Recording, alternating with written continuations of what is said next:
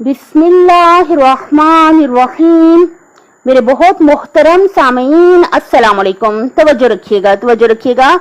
आज मैं एक स्पीच सुन रही थी। उस्ताद मोहतरम ने बहुत प्यारी बात बताई। उन्होंने कहा कि अगर आपने किसी को आजमाना है तो आप उसे आजाद छोड़ दें। जब उसे आजादी मिलेगी तो सर कहते हैं कि बाज लोग बहुत अजीब काम करते नजर आएंगे, लेकिन कहना यह था कि हम मुसलमान हैं, अल्हम्दुलिल्लाह रब्बिल आलमीन। हम हरगिज भी कभी भी अपने आप को मुकम्मल तौर पे आजाद नहीं समझ सकते, क्योंकि हमारा अल्लाह हर वक्त हमारे साथ है। और सबसे बड़ी बात यह कि मौत अचानक और किसी भी वक्त आ सकती है और हमने अपने हर अमल का हिसाब देना है।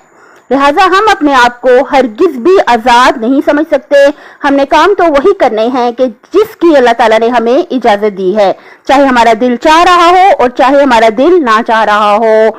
तो हमें हरगिज भी हम अपने आप को उस तरह से मुकम्मल तौर पे आजाद नहीं समझ सकते, क्योंकि मौत बरहक है और हमने अपने हर काम का हिसाब देना है। अपनी सेहत, आखिरत और खालिक की मखलूक का ख्याल रखिएगा। अल्लाह हाफिज।